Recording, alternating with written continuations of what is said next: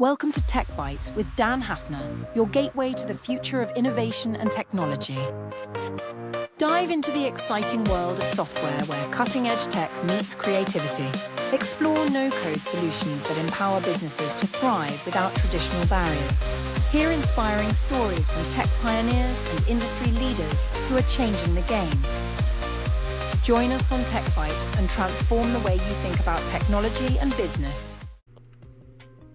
Hello everyone, welcome back to the show. My name is Dan Hafner. Welcome back to Tech Bytes. I have another awesome guest on here today.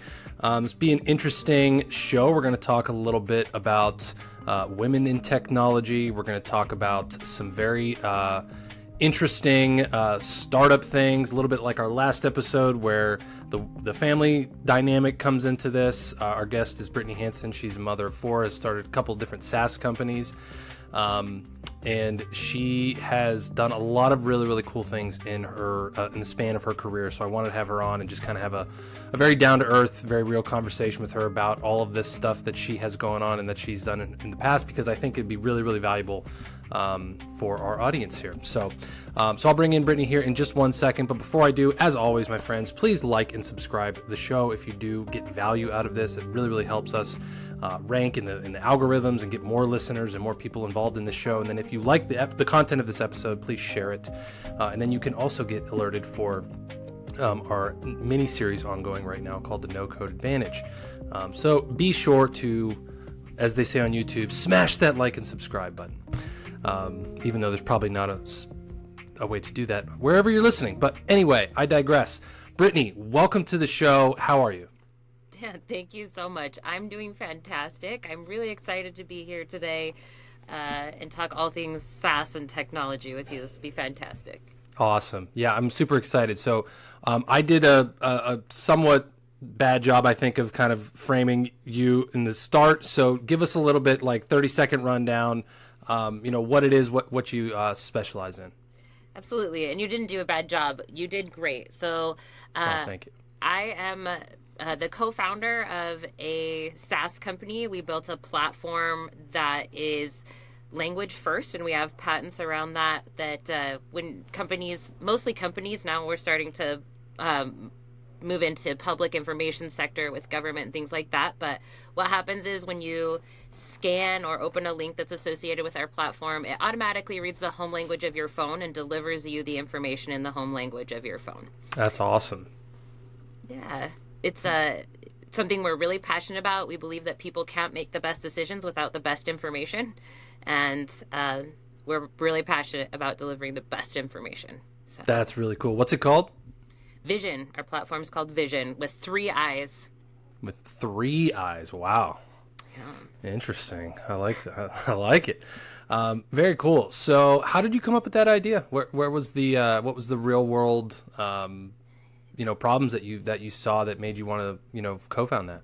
Yeah. So it's actually a really simple story. My co-founder and I were at the zoo, and we were watching a family who spoke Spanish try and read the signage and engage with the people at the zoo. And their little boy was trying to read and tell mom and dad what was going on. And we thought, there has got to be a better way, right? Like, certainly in a country where at least 20% of the people don't speak English, right? There's an easier way to do this. And kind of on a whim, we just looked at it and there wasn't. So we decided to patent the idea and move forward with it. Our patent attorney was amazing. He said, it's like you just patented the internet. I have no idea how this happened, but congratulations. And we moved forward with it, and it's been one heck of a ride. Wow. It's been really interesting. So tell us about the ride. How long has it been in business? What are you in different countries? Like, how's it all going? We are. Yeah. So wow. It took us about a year to develop an MVP. And then we have been in continuous development for 6 years after that, making sure that it was ready to go. We are now in several different countries. We were on the very first Women in Tech trade mission the United States ever did several years ago. We traveled with the Undersecretary of the United States and went to the Netherlands, France, and Portugal. Since then, we also have opened up Italy And just last week, we opened up Latin America. So we were in Brazil, Argentina, and Chile, which was really amazing. And we've been asked to attend the Governor's Trade Mission in Japan the first week of June. So we are quickly expanding globally, which has been amazing. Globally, we work with marketing firms and with governments mostly. We don't work one-on-one very often with other companies because it's easier to disseminate everything at once than it is to work with one-offs. And working in other countries has taught us a lot about really language and about the idea that where much is given, much is expected, and we have a lot to bring to other countries, and we're excited about those partnerships. It's been amazing. Wow. Very interesting. So, okay, so enlighten us with that. What would you say of what you just said, of all of the different things you've learned from expanding internationally and doing all these different things? I know it's probably hard to do, but if you could boil it down to one of the most valuable lessons that you've learned that could maybe apply to the listeners of this show and what they're doing, what would you say that would be? So, innovation is a global concept, and real innovation, true innovation, has a global impact. Localization is such a big word right now, and a lot of countries we see moving into protectionism. And while it's great to have things that happen globally and insights that happen globally, and that's where the spark starts, now is more important than ever for technology to be spreading over the globe, to be touching lots of lives, because technology is really about improving the human experience. So when we keep things centralized and we circle around ourselves and protect ourselves, we keep this beautiful gift from impacting humanity in the way that it should, and we kill innovation without meaning to by telling it, you stay inside these bounds. That's really good. That's really good. Thank you. Wow. Very interesting. Very thought-provoking. I like it. All right, this is off to a great start. So another thing I wanted to ask you about, you talk about this, and when you had approached me about being on the show, you had talked about, we all kind of know, like, and I'm going to try to tread softly on this topic, but we talk about like the technology space. I think is very, it's just a very male dominated, space. It really is. I think even like, there's a platform we use a lot called Bubble to build a lot of apps and things. And I think that they broke down the actual usership, and it's like 92% male users. It's like, Sure. It's like wildly imbalanced, right? I'm curious, as a woman in this field, do you think that, let me think of a way to put this. Do you think that the technology field is really just like a male-centered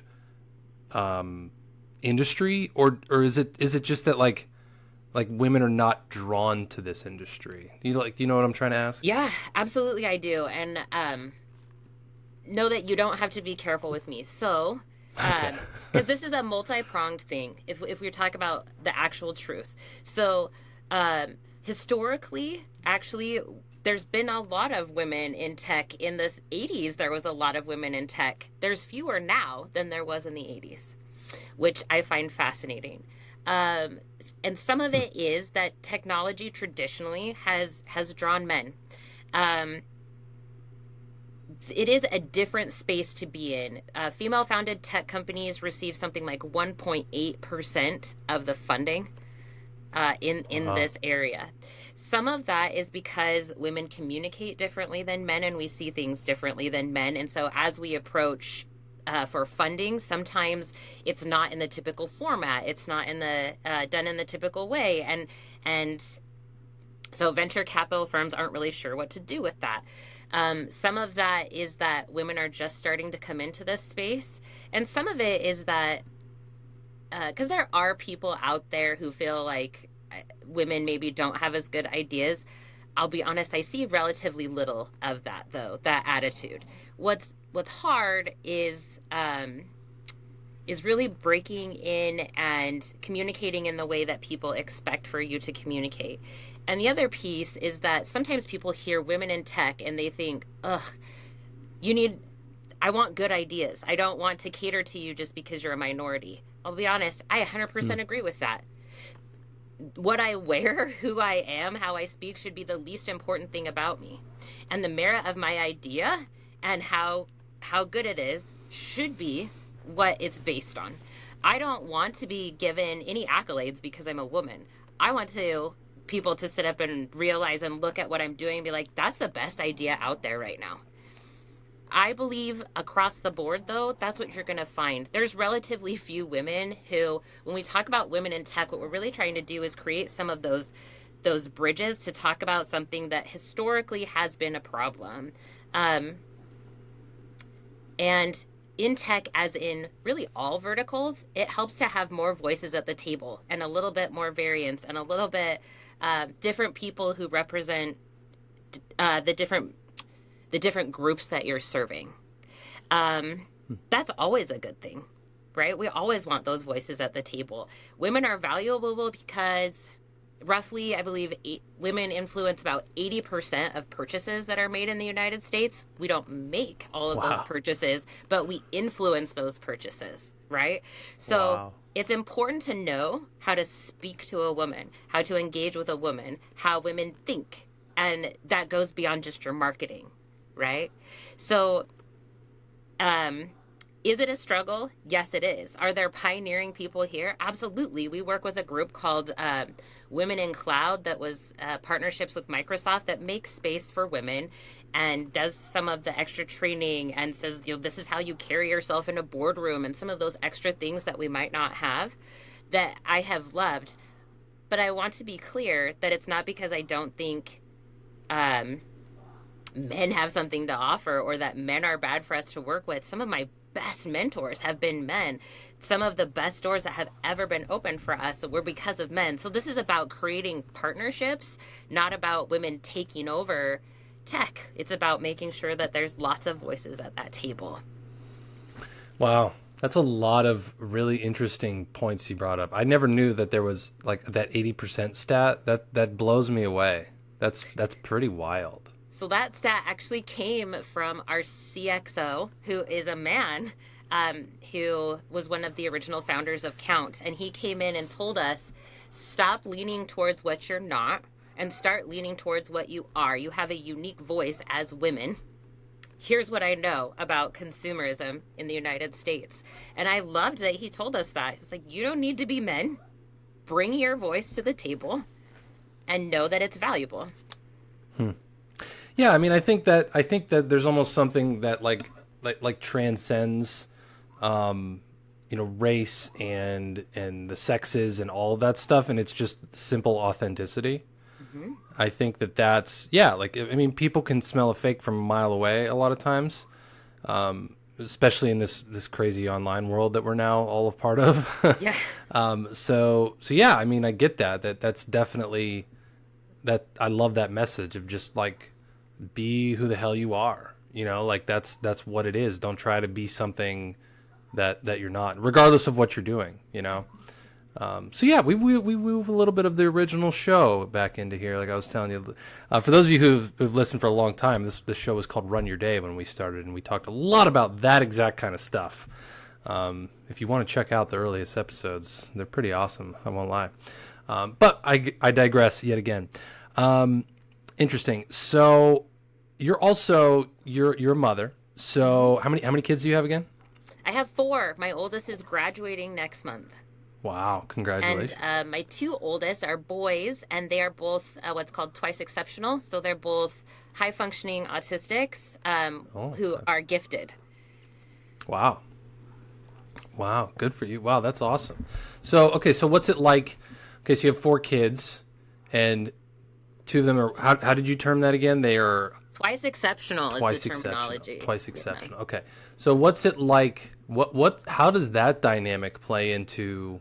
I mean, it sounds like you travel quite a bit. You're running this startup and all this stuff. How does that play into all of this?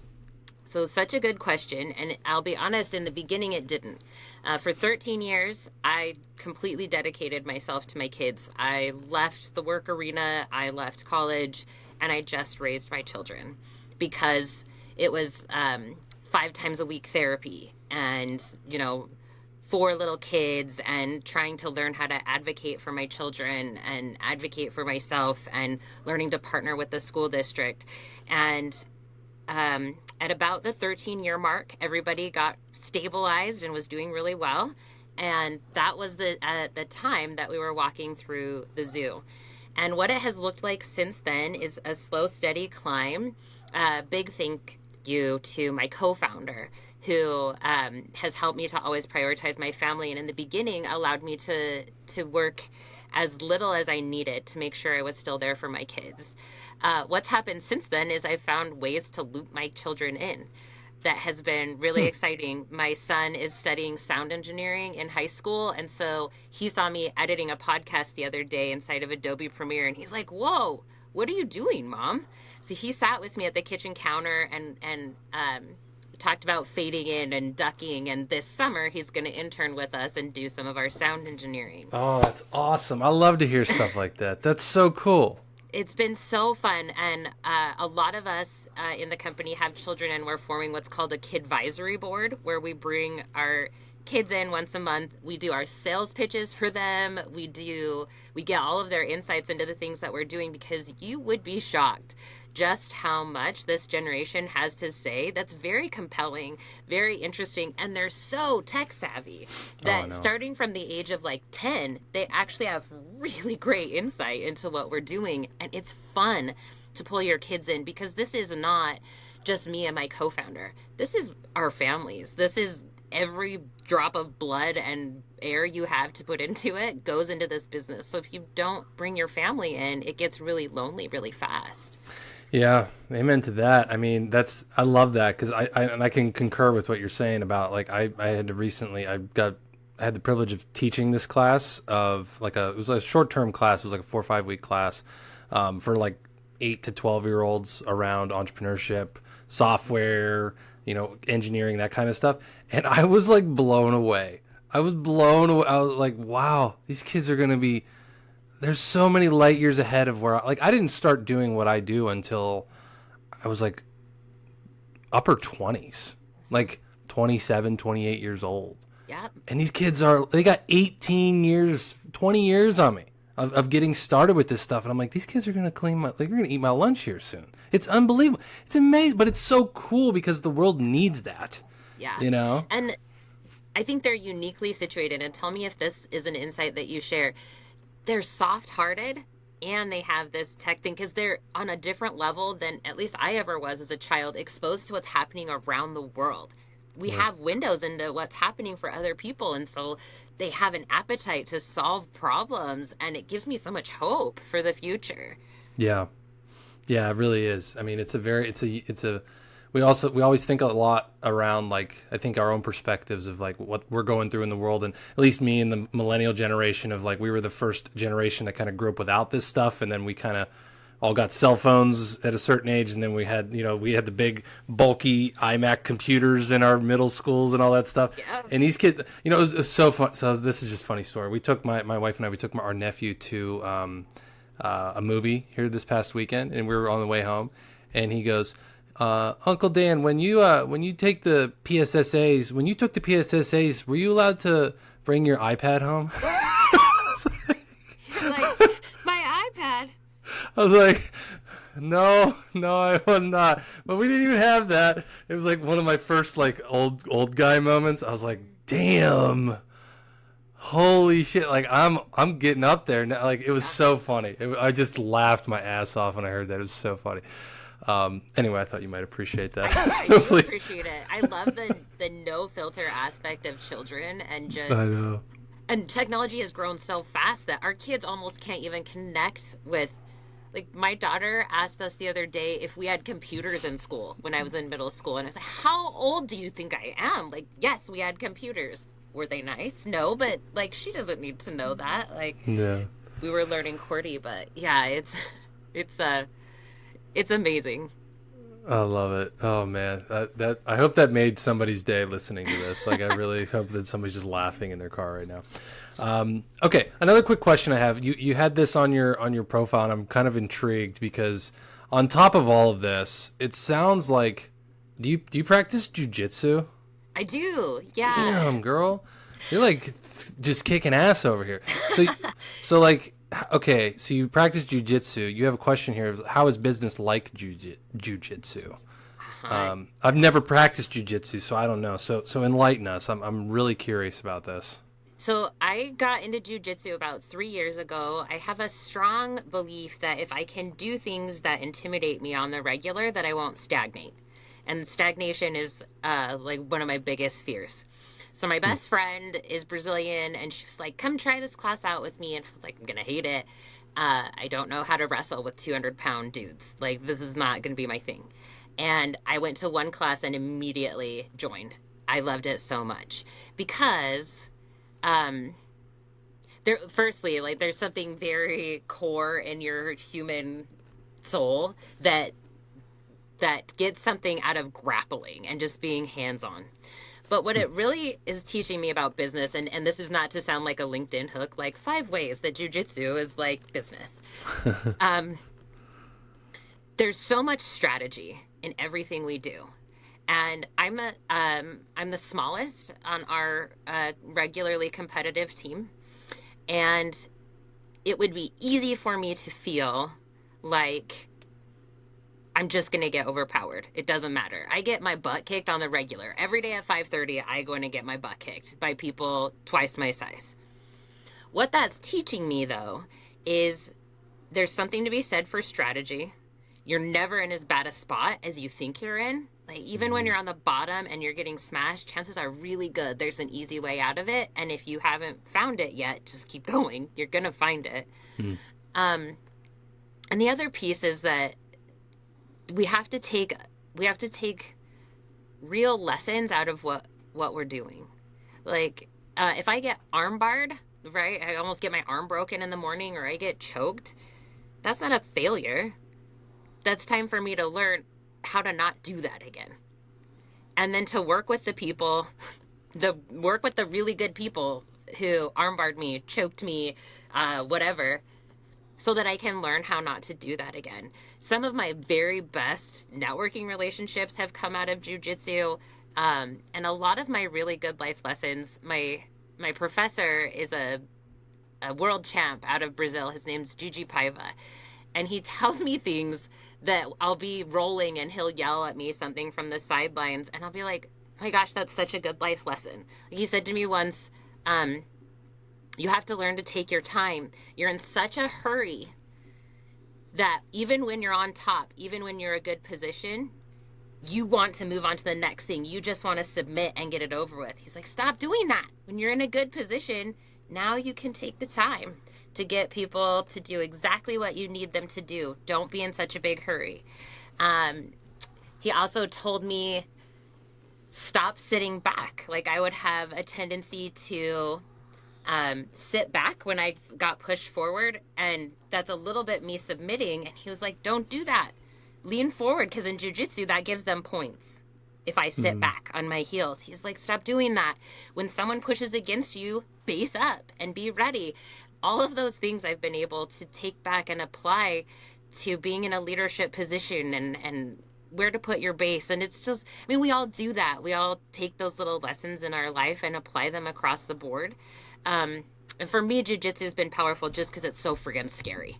It's so scary to face off with like some big sweaty dude who used to, wrestle in high school and college. But it's fun to do something that's a little bit scary, and we should expose ourselves to those things over and over again. Wow, that's pretty cool. Yeah, I could see how you could, like, as you were talking through all of those things, I was like, yeah, that's really applicable to business. That's really applicable. Like, I love what you said about, even if you're at the bottom and you think there's no way out of a situation and you're pinned or you're whatever, you just haven't found the way out yet. Like that's really interesting. I've been at that position before. I'm sure maybe other people listening have been at that position. Maybe you've launched something and it's failed, or You raised a round of funding for something and then that failed, or like, and it's very that's really powerful. I really like that. Thank you. I think that's the human experience. We're all going to experience, failure, and it's the way that we choose to bounce back from it that's going to make the biggest difference. 100%. All right, well, we're coming up to our time here. Do you have anything else that you'd like to share before we sign off at all? There's so many things, but if I could say one thing to the world right now, I might revisit what we talked about earlier. It's really easy. The world is a little bit of a dark place right now, to localize, to pull inside, to try and get away from all the hurt and the darkness and everything else. But I would counsel people not to do that. Don't protect yourself. It's not as necessary as you think it is. There's good out there. There's networks out there. And tech is such a great driver for that. Between AI and all the different things that are happening, don't protect yourself from those things. Immerse yourself in those things and figure out how they can become a meaningful part of your life. Yeah, it just goes back to the jiu-jitsu stuff you said. Like, if it scares you, like there's an opportunity to run into that. Yeah, absolutely. And that's a very interesting take. Awesome. Very cool. All right. So you mentioned Vision. Where can we go to check that out? So Vision is online. We're VIIISION. So there's 3 I's in there.com. If you have any questions, you can always reach out on LinkedIn. I'm Brittany Hansen on LinkedIn. And we love to help businesses big and small. So, don't be afraid to reach out if you're interested in communicating with people. We're your folks. So we'd love to chat with you. Very cool. Awesome. Well, we'll put all those links for you guys in the show notes here. Brittany, this was really, really awesome. Thank you so much for coming on the show. It was really, really enlightening, and I know we could probably talk longer about more things, but no, this was really, really cool. Thank you for coming on. Thank you so much, Dan. You're fantastic. Well, thank you. I appreciate that. All right, guys. Well, that is it for this episode. As always, check out Vision. Check out anything in the show notes as well that we've added here since this recording. But that's it for this episode. So, as always, please like and subscribe to the show and share this episode with someone if you think it might be valuable for them. All right, guys. That's it for this episode, and we will see you next time. Thanks for tuning in to Tech Bytes, your go-to show for software business and technology. Don't forget to hit that subscribe button to stay updated with our latest episodes, insights, and stories. Hungry for more? Dive deeper into the world of no-code by visiting dapanacode.com. Your journey to building amazing software without coding skills starts there. Connect with like-minded creators and unlock a world of resources tailored just for you. Subscribe now. Explore Dapa No Code and let's innovate together.